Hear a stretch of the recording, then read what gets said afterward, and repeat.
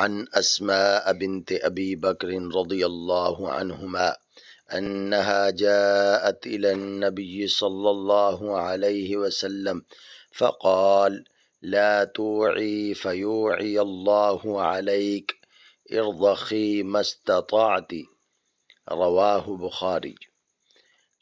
حضرت اسماء بنت ابی بکر رضی اللہ عنہما سے روایت ہے کہ وہ نبی کریم صلی اللہ علیہ وآلہ وسلم کے ہاں حاضر ہوئیں۔